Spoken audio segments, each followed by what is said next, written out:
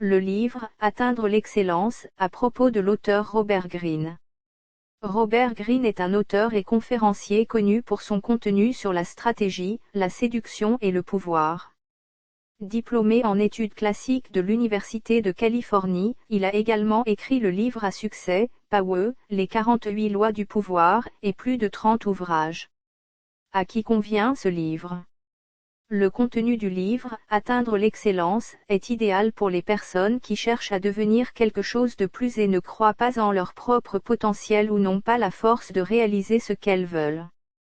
De plus, l'auteur Robert Greene dépeint que peu importe votre talent, si vous vous efforcez, étudiez et pratiquez sans cesse, vous parviendrez à maîtriser ce que vous faites. Les idées principales du livre, Atteindre l'excellence. L'importance de réfléchir à notre mission dans la vie, le succès est le résultat d'une longue période d'études et de pratique, les relations sociales sont importantes dans notre parcours, que ce soit pour la réussite ou pour une vie saine en société.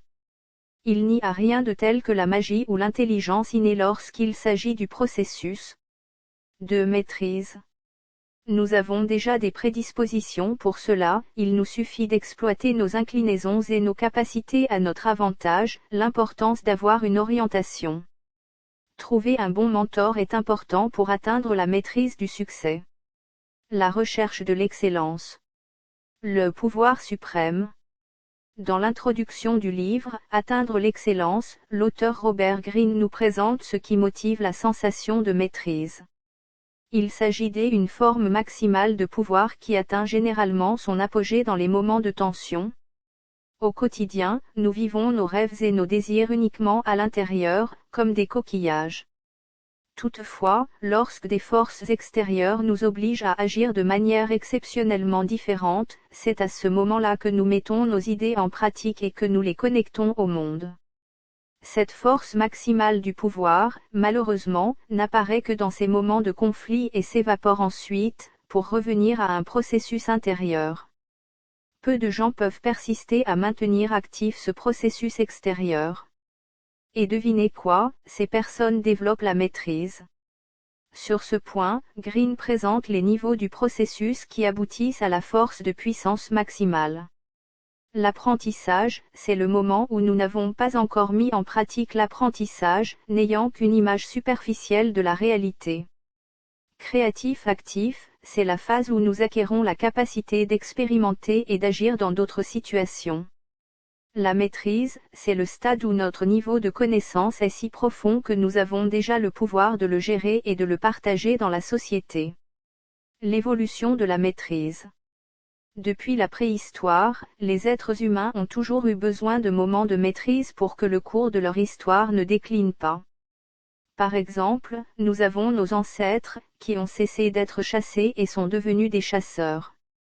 C'est dans l'âme de la transformation mentale vers un processus de maîtrise que se rencontrent deux traits biologiques simples, le visuel et le social. Les secrets de la maîtrise. Nos capacités intellectuelles ne sont pas directement liées à notre réussite, car divers autres aspects sont nécessaires pour atteindre le sommet de la réalisation, l'un d'entre eux étant l'attribut émotionnel. Notre désir, notre persistance et notre confiance sont plus précieux que notre capacité à raisonner. Découvrir sa vocation, l'œuvre de toute une vie. Dans le premier chapitre du livre « Atteindre l'excellence », l'écrivain Robert Greene dépeint que les grands maîtres que nous connaissons ont découvert leurs compétences dans l'enfance et les ont travaillées. Il ratifie donc l'importance de découvrir très tôt nos vocations. La force cachée. L'auteur utilise l'exemple de l'artiste Léonard de Vinci, qui a suivi avec persévérance les conseils de cette force cachée qu'il possédait jusqu'à ce qu'il puisse mener à bien sa trajectoire de réussite. Les secrets de la maîtrise. Le livre « Atteindre l'excellence » dit que les personnes qui ont la capacité d'être de grands maîtres ne peuvent pas le faire parce qu'elles ne croient jamais qu'elles ont vraiment cette capacité. Elles portent un masque qui cache leur véritable potentiel. Si vous pouvez prêter attention à qui vous êtes vraiment et croire en la force de vous-même, vous pouvez devenir un grand maître. Les stratégies pour identifier l'œuvre de sa propre vie. Se connecter à soi-même et comprendre sa mission de vie peut sembler facile.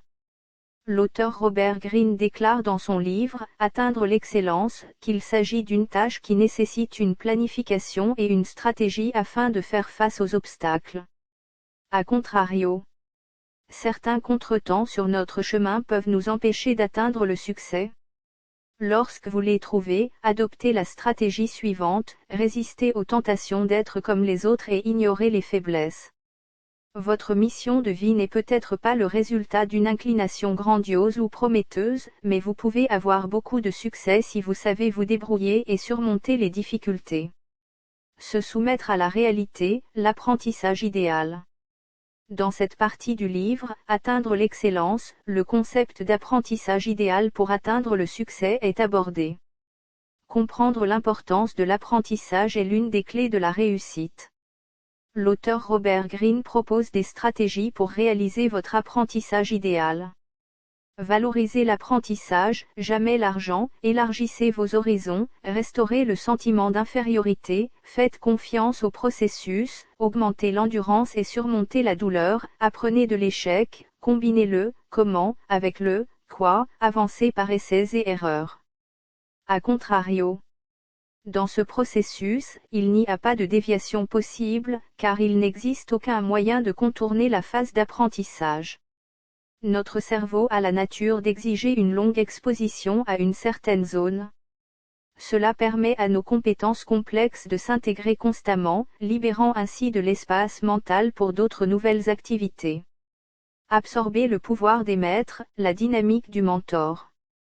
L'auteur Robert Greene montre ici l'importance d'avoir des mentors sur le chemin de la réussite. Nous devons suivre des personnes que nous admirons et qui sont une référence dans le domaine que nous visons. De cette manière, nous sommes en mesure d'absorber des connaissances pour générer ensuite notre propre style. Selon le livre « Atteindre l'excellence », nous ne devons pas être dans l'ombre de nos mentors. Notre objectif doit être de pouvoir les surmonter. Stratégie pour approfondir la dynamique du mentorat. Choisissez le mentor en fonction de vos besoins et de vos inclinations, contemplez le miroir que le mentor tient devant vous, transformez ses idées, créez une dynamique mentor-apprenant. A contrario, on ne peut pas toujours compter sur un mentor, même si ce n'est pas recommandé. Dans de telles situations, nous devons transformer ce besoin en vertu. L'auteur Robert Greene utilise l'exemple de Thomas Alva Edison, qui, autodidacte, a développé sa confiance et son indépendance, et a réussi même sans mentor. Voir les gens tels qu'ils sont, l'intelligence relationnelle. Dans cette partie du livre, Atteindre l'excellence, l'auteur Robert Greene explique que lorsque nous possédons une intelligence relationnelle, nous pouvons atteindre une maîtrise durable et véritable. Cela signifie que nous devons voir les gens tels qu'ils sont. Pour ce faire, nous devons surmonter notre égocentrisme et chercher à comprendre le comportement des autres. Les stratégies pour acquérir l'intelligence relationnelle. Parlez à travers votre travail, développez le persona approprié, voyez-vous comme les autres vous voient, tolérez les imbéciles. A contrario, si vous ne savez pas ou ne pouvez pas gérer les cas qui nécessitent toute votre intelligence relationnelle, la meilleure mesure à prendre est de vous éloigner de la situation. Cependant, cela arrivera et vous ne serez pas en mesure de gérer de grands publics ou de grandes entreprises. La décision la plus prudente est d'essayer de développer des mécanismes qui vous permettent de savoir comment gérer la situation. Redimensionner son esprit en devenant créatif actif. Dans la 5e partie du livre, Atteindre l'excellence, l'auteur Robert Greene souligne l'importance de ne pas se contenter de ce que nous savons déjà, mais de toujours chercher à élargir nos connaissances. Cela nous garantira une originalité incomparable. Pour cela, nous devons toujours stimuler notre créativité. Les secrets de la maîtrise. Greene aborde le concept d'esprit dimensionnel et ses deux besoins essentiels. La première est un niveau élevé de connaissance sur un domaine ou un sujet d'étude particulier. La seconde est la souplesse nécessaire pour utiliser ces connaissances de manière nouvelle et originale. L'auteur clarifie les 3 étapes essentielles du processus de création. À la tâche créative, nous devons changer notre propre concept de la créativité, en l'abordant sous un angle nouveau. 2. Des stratégies de création, cultiver la capacité négative, retourner à des formes primitives d'intelligence, changer votre perspective, stimuler l'esprit, faites de la place pour la sérénité. 3. La percée créative, tension et perspicacité. Robert Greene utilise l'exemple d'Albert Einstein qui, une nuit, a décidé d'abandonner la résolution de la relativité générale et qui, en se réveillant le lendemain, a trouvé la solution au problème. Les pièges émotionnels. Lorsque nous atteignons la phase créative active, de nouveaux défis peuvent nous atteindre, comme le piège émotionnel. Nous pouvons être peu sûrs de nous ou trop confiants. Quelques menaces courantes qui peuvent perturber notre trajectoire. La complaisance, le conservatisme, la dépendance, l'impatience, la grandeur, l'inflexibilité.